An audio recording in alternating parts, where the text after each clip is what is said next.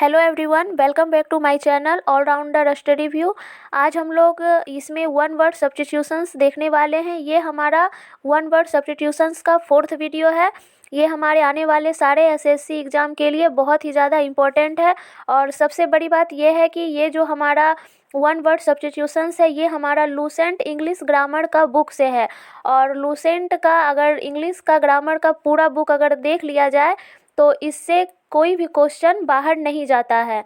अगर हम लोग अच्छे से लूसेंट को कवर कर लेते हैं तो इंग्लिश का हमारा एक भी क्वेश्चन, कोई भी एसएससी का एग्ज़ाम हो या फिर बैंकिंग का एग्ज़ाम हो, एक भी क्वेश्चन इससे बाहर नहीं जा सकता। तो आइए स्टार्ट करते हैं हमारा पहला क्वेश्चन।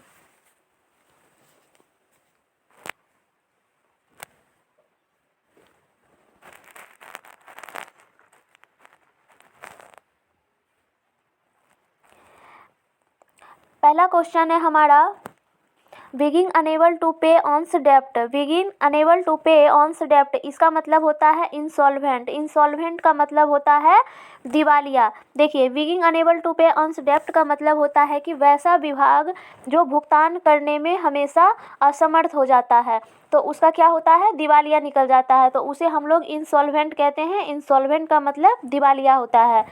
नेक्स्ट है हमारा, the study of the functions of the body. The study of the functions of the body इसका मतलब होता है साइकोलॉजी, यानी कि शरीर शास्त्र।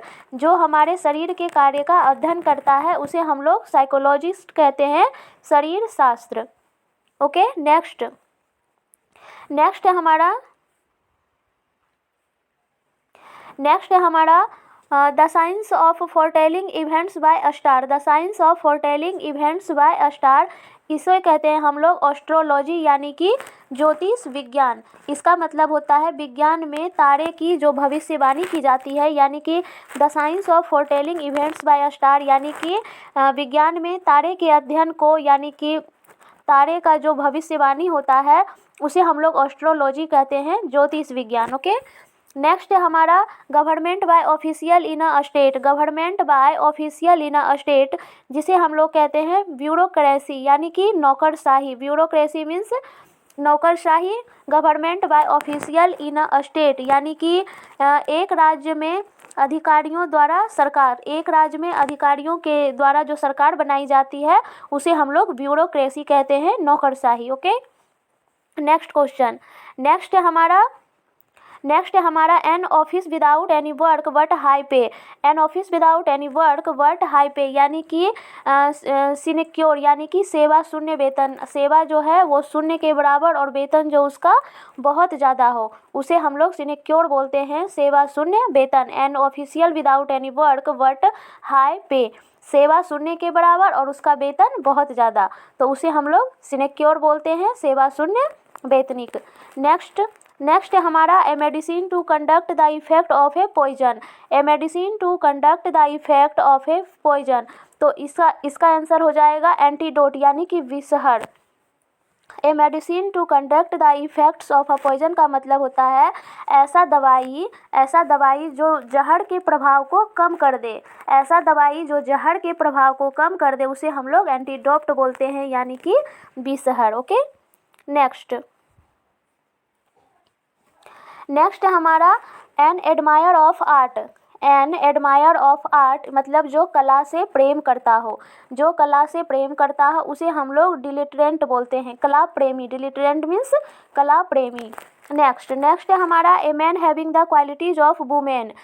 A man having the qualities of women ऐसा व्यक्ति जो पुरुष हो लेकिन उसका स्वभाव जो है औरतों की तरह हो उसे हम लोग एफिमिनेट कहते हैं, स्त्री स्वभावक जिसे हम लोग इफेमिनेट कहते हैं। A man having the qualities of women. Okay, next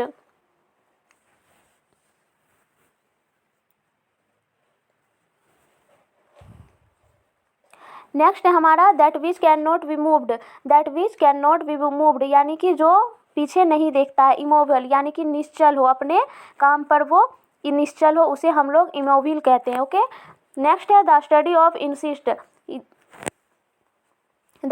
of insect यानी कि कीटों का अध्ययन, एंटोमोलॉजी, कीट शास्त्र। द स्टडी ऑफ इंसेक्ट यानी कि कीटों का अध्ययन, एंटोमोलॉजी, कीट शास्त्र। नेक्स्ट है हमारा, word for words, word for words इसका मतलब होता है बेनरवोलेंस यानी कि परोपकारी, दूसरों का भला जो करना चाहता है। सॉरी नहीं, इसका वर्बैटिम होगा। वर्बैटिम मतलब शाब्दिक होता है। वर्ड फॉर वर्ड्स यानी कि जो शब्दों का शब्द हो उसे हम लोग शाब्दिक कहते हैं। नेक्स्ट है wish to do good to others यानी कि जो दूसरों का भला करना चाहता है। Wish to do good to other जो दूसरों का भला करना चाहता है उसे हम लोग कहते हैं परोपकार, बेनेवोलेंस यानी कि परोपकार। नेक्स्ट है हमारा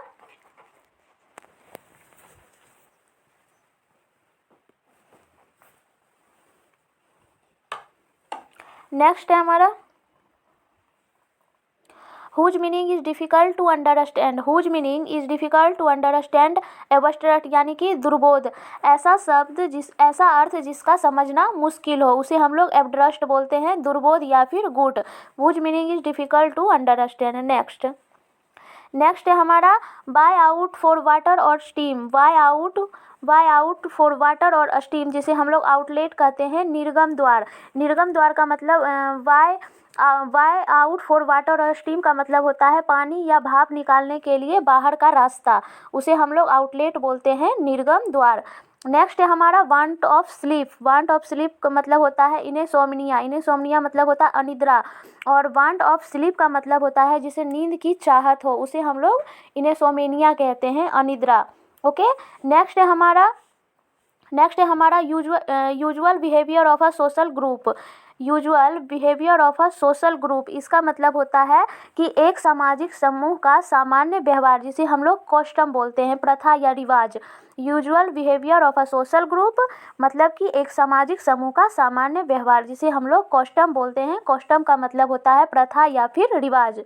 ओके, नेक्स्ट है हमारा use of mind words in place of words required by truth, use of mind words in place of words required by truth यानी कि इपेथोमिस यानी कि कोमल वचन बोलने वाला, कोमल वचन बोलने वाला इसका मतलब होता है कि सत्य के लिए आवश्यक शब्दों के स्थान पर एकदम हल्के से शब्द का उपयोग करना। यूज ऑफ माइंड वर्ड यानी कि हल्के शब्द का प्रयोग करना, place of words required by truth बहुत सत्य के लिए जो आवश्यक शब्द होता है उसके बदले में हल्के शब्द का इस्तेमाल करने वाले वर्ड को हम लोग इथोमियस बोलते हैं यानी कि कोमल वचन। ओके, नेक्स्ट है हमारा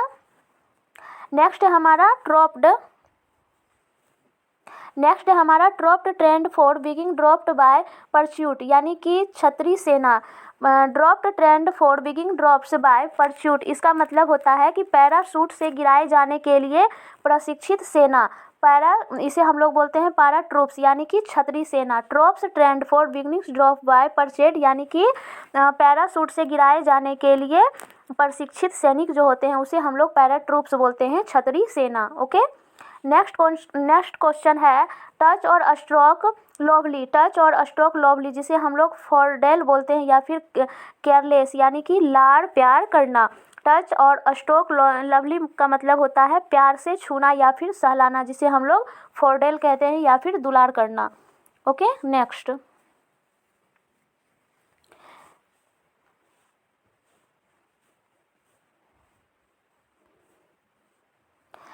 है हमारा a traditional story related to deities, a traditional story related to deities जिसे हम लोग माइथ बोलते हैं यानी कि पौराणिक गाथा, देवताओं से जुड़ी एक पारंपरिक कहानी। A traditional story related to deities मतलब कि देवताओं से जुड़ी हुई एक पारंपरिक कहानी को हम लोग माइथ बोलते हैं यानी कि पौराणिक कथा।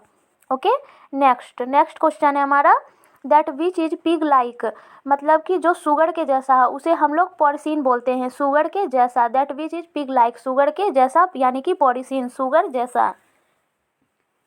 नेक्स्ट है हमारा think we corrected in a printed book जिसे हम लोग कोरिजेंटर बोलते हैं यानी कि शुद्धिकर पत्र यानी कि एक मुद्रित पुस्तक में सुधार की जाने वाली जो बातें होते हैं छोटी छोटी उसे हम लोग कोरिजेंटर बोलते हैं यानी कि शुद्धिकर पत्र। Things to be corrected in a printed book. Okay, next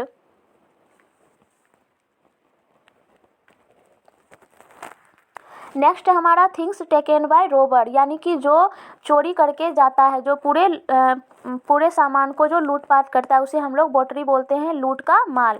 okay, next है हमारा that which is lion like, ऐसा जो मतलब जिसे शेर पसंद हो उसे हम लोग लियोनिन बोलते हैं, सिंह के जैसा, लियोनिन मतलब सिंह के जैसा। नेक्स्ट है हमारा that which is fox like, यानी कि जो लोमड़ी के जैसा हो उसे हम लोग ब्लूपिन बोलते हैं, लोमड़ी जैसा धूर्त। ओके, कहते हैं ना कि लोमड़ी जैसा चालाक है, वही that which is fox like यानी कि वेलुपाइन लोमड़ी के जैसा धूर्त। नेक्स्ट है हमारा that which is dog like, जो कुत्ते के जैसा उसे हम लोग कैनिन बोलते हैं, स्वान। नेक्स्ट है हमारा that which exist separately from other peoples, मतलब independence, that which exactly separately from others people, यानी कि ऐसा व्यक्ति जो पूरी तरह से स्वतंत्र हो, यानी कि जो अन्य लोगों से अलग मौजूद हो, एकदम स्वतंत्र दिमाग का हो, उसे हम लोग इंडिपेंडेंस बोलते हैं, स्वतंत्र। नेक्स्ट